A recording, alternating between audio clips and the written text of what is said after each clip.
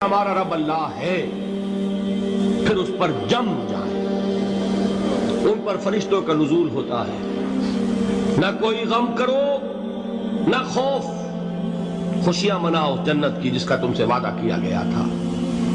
اللہ کی ربوبیت پر اطمینان جب انسان کو ہو جاتا ہے، میرا رب اللہ ہے، ربی اللہ، انسان کے لیے نہ کوئی کھٹکا، نہ کوئی خطرہ، نہ کوئی خوف، نہ کوئی حزن۔ جو کچھ ہو رہا ہے کس کے اذن سے ہو رہا ہے؟ اللہ کے اذن سے۔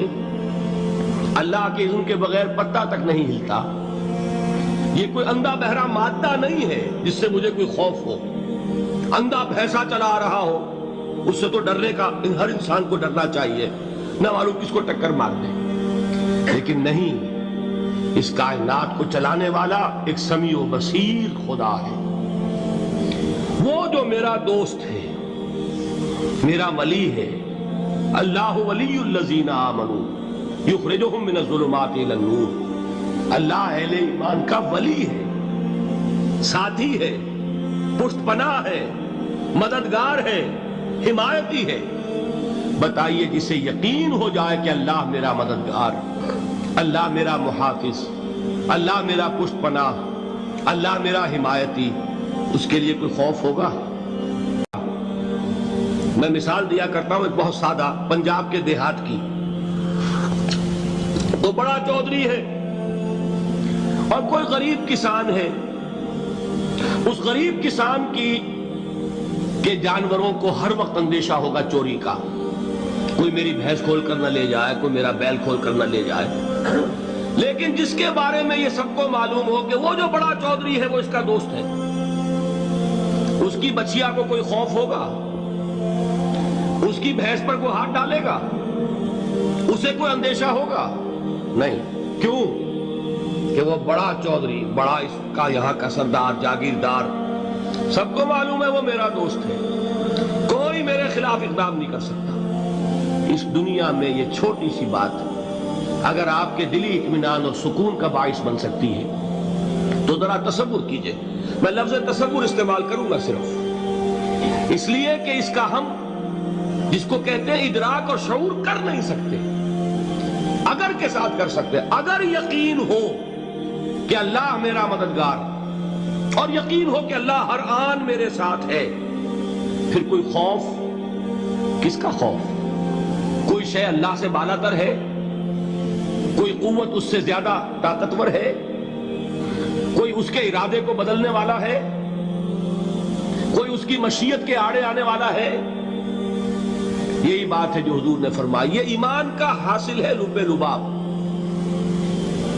کہ دیکھو اچھی طرح اس بات کو ذہن نشین کر لو، اگر تمام انسان مل کر تمہیں کوئی نقصان پہنچانا چاہے نہیں پہنچا سکتے، مگر جو کچھ اللہ نے لکھ دیا ہو، اور تمام انسان مل کر تمہیں کوئی نفع پہنچانا چاہے نہیں پہنچا سکتے، مگر وہ شے جو اللہ نے طے کر دی۔ آپ پھر میں کہوں گا ذرا طاری کیجئے، اسے فرض کیجئے، اسے سوچئے۔ اگر اس حدیث پر ہمارا دل ٹھکا ہوا ہوگا، ذرا طاری کیجئے، اسے فرض کیجئے، اسے سوچئے۔ اگر اس حدیث پر ہمارا دل ٹھکا ہوا ہو تو کسی سے ڈر ہوگا؟ یہ مجھے نقصان نہ پہنچا دے، یہ میری رپورٹ خراب نہ کر دے، یہ میری انکریمنٹ نہ رکوا دے، یہ میرا یہ نہ بگاڑ دے، یہ میرے یہ نقصان نہ پہنچا دے۔ اس کا ڈر، اس کا ڈر، اس کا خوف، اس کی خوشامد، اس کے لیے جا کر طرح طرح سے اپنی عزت نفس کو ذلیل کروانا اس کے سامنے، یہ سب کچھ کیوں کرتا ہے انسان؟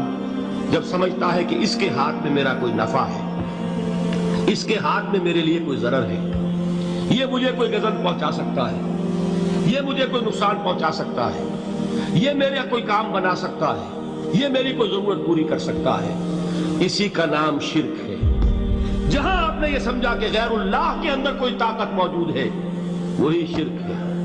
بتوں سے تجھ کو امیدیں، خدا سے نومیدی، مجھے بتا تو صحیح اور کافری کیا ہے؟ شرک تو یہ ہے جس پر بھی تمہیں یہ خیال ہے، کلمہ ہے یہ کلمہ سوم، لا حول ولا قوت الا باللہ، ذرا اس پر دل کو کبھی اگر آپ تصور کریں، پھر فرض کریں، دل ٹھک جائے اس پر، کون طاقت نہیں۔ یہی بات تھی جو شیخ عبد القادر جیلانی رحمۃ اللہ علیہ نے اپنی وصیت میں اپنے بچے سے کہی۔ 11ویں دینے والے ہیں، لیکن حضرت شیخ عبد القادر جیلانی کی وصیت اور تعلیمات کو کتنے لوگ ہیں جو جانتے ہوں؟ یہ جن مقامات تک پہنچے ہیں وہ کس چیز کی بدولت پہنچے ہیں؟ انہوں نے جو پیغام دیا وہ کیا تھا؟ اے میرے بچے، جس طریقے سے قرآن مجید میں حضرت لقمان کی نصیحتیں جو ہے نقل کر دی گئی ہیں، میں یہ عرض کروں گا بالفرض اگر قرآن حضرت عبد القادر جیلانی کے بعد نازل ہوا ہوتا تو شیخ عبد القادر کی یہ نصیحتیں بھی قرآن میں درج ہوتی۔ اتنی اونچی نصیحتیں ہیں۔ اے میرے بچے، اس حقیقت کو ذہن نشین کر لے، لا فاعل فی الحقیقت ولا مؤثر الا اللہ۔ اس کائنات میں نہ کوئی فاعل حقیقی ہے نہ مؤثر حقیقی ہے سوائے اللہ۔ کسی شے میں کوئی تاثیر نہیں اگر اللہ نہ چاہے۔ آگ جلا نہیں سکتی اگر اللہ نہ چاہے، پانی ڈبو نہیں سکتا اگر اللہ نہ چاہے، زہر ہلاک نہیں کر سکتا اگر اللہ نہ چاہے، کوئی چیز فائدہ نہیں پہنچا سکتی اگر اللہ نہ چاہے۔ تو در در پہ کیوں سر جھکاتے ہو؟ در در پر کیوں جبیں سائی کرتے ہو؟ سب کے سامنے کیوں ہاتھ پھیلاتے ہو؟ ایک اللہ سے مانگو، ایک اللہ کے سامنے زمین پر اپنی جبین رکھو۔ لا فاعل فی الحقیقت ولا مؤثر الا اللہ۔ نظر آتا ہے ہمیں کہ پانی پیاس بجھا دیتا ہے، پیاس بجھانے کی صلاحیت پانی میں نہیں ہے، اللہ کے اذن سے۔ کھانا بھوک مٹا دیتا ہے، بھوک مٹانے کی صلاحیت کھانے میں نہیں ہے، اذن رب میں ہے۔ دیکھیے یہی یقین تھا حضرت موسیٰ علیہ السلام کا واقعہ یاد کیجئے۔ سامنے سمندر آ گیا ہے، قوم دیکھتی ہے پیچھے کہ گرد و غبار کا طوفان ہے۔ معلوم ہوا کہ فرعون اپنے لشکر سمیت آ گیا۔ لشکر جب چلتا تھا تیز رفتاری کے ساتھ تو گرد و غبار کا جو طوفان اٹھتا تھا اس کا تصور کیجیے، اور لمحہ بلمحہ وہ قریب آ رہا ہے۔ پوری قوم نے کیا کہا؟ اے موسیٰ انا لمدرکون، اے موسیٰ ہم کو پکڑے گئے۔ قرآن مجید میں تو یہاں وہ باتیں نہیں لکھی ہے، لیکن تورات میں یہ درج ہے کہ بنی اسرائیل جھگڑنے لگے، دست و گریبان ہو گئے موسیٰ کے ساتھ۔ موسیٰ ہمیں یہاں مروایا لا کر، اس سے تو ہم ہی بہتر تھے۔ وہاں کھانے کو ملتا تھا، زندگی تو تھی، بیگار ہم کر رہے تھے، موت تو نہیں تھی۔ اب جو کچھ ہوگا اس کا تصور کرو، جس طریقے سے ہمارے ٹکڑے اڑائے جائیں گے۔ تو لڑ رہے ہیں حضرت موسیٰ علیہ السلام سے۔ یہ تورات کی تفصیل ہے۔ قرآن میں صرف اتنا آیا ہے، پریشان ہو کر انہوں نے کہا انا لمدرکون، موسیٰ ہم تو پکڑے گئے۔ اس وقت موسیٰ کا جواب کیا ہے؟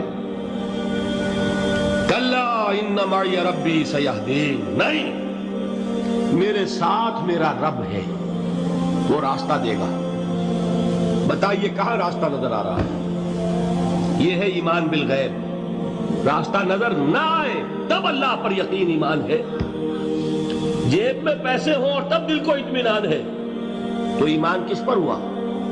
پیسے پر، اللہ پر نہیں۔ جب وسائل و ذرائع نہ ہو اور پھر یقین ہو کہ اللہ مسبب الاسباب ہے، وہ اسباب کا پابند نہیں ہے، وہ اسباب کا محتاج نہیں ہے، اسباب اس کے محتاج ہے۔